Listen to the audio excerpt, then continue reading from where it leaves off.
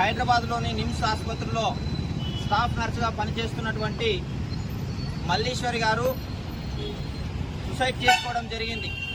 కారణం ఏంటి అంటే బొక్కముంతలపాడుకు చెందినటువంటి జాన్ రెడ్డి అనేటువంటి ఒక యువకుడు మల్లీశ్వరి గత 3 సంవత్సరాలుగా ప్రేమించుకుంటూ ఆ తర్వాత ఆ ప్రేమను నిర్లక్ష్యం చేస్తూ ఆమెని కాదని మరో యువతిని వివాహం చేసుకోవడం వల్ల అమ్మాయి ఆత్మన్యూనత భావానికి గురై ఆమె సూసైడ్ చేసుకోవడం జరిగింది.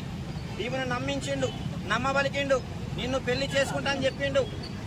ఈ 3 సంవత్సరాల పాటు ప్రేమించుకున్నటువంటి ఈ ప్రేమలో భాగంగా అమ్మాయిని ఎంతో నమ్మబలికి నిన్ను ప్రేమిస్తాను, ప్రేమించుకుంటాను, పెళ్లి చేసుకుంటానని చెప్పి అమ్మాయిని మోసం చేసినటువంటి ఈ కుక్కల జానిరెడ్డి, ఈయన పేరు కుక్కల జానిరెడ్డి, వాని యొక్క పేరే కుక్కల మనస్తత్వం ఉన్నట్లు ఉంది.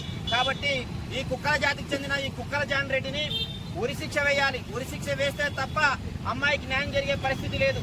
కాబట్టి మిత్రులారా, ఈ అమ్మాయికి న్యాయం జరిగే వరకు, ఈ అణగారిన జాతిలకు న్యాయం జరిగే వరకు మనం పోరాటం చేయవలసిందిగా మనవి చేస్తూ ఉన్నాం.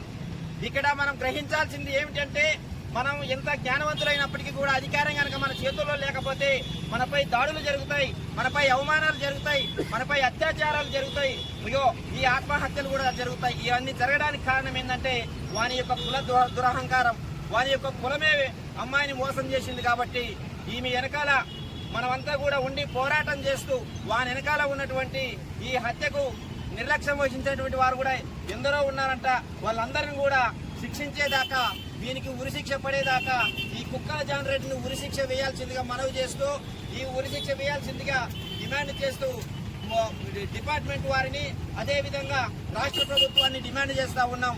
కాబట్టి మిత్రులారా, మనమంతా కూడా మల్లీశ్వరి వెంట ఉండి పోరాటం చేయవలసిందిగా మనవి చేస్తూ ఈ ఉద్యమానికి పిలుపునిచ్చినటువంటి స్వేరస్కు, అదేవిధంగా గద్వాల జిల్లా అఖిలపక్ష కమిటీ అందరికీ కూడా ధన్యవాదాలు తెలియజేస్తూ ముగిస్తున్నాను.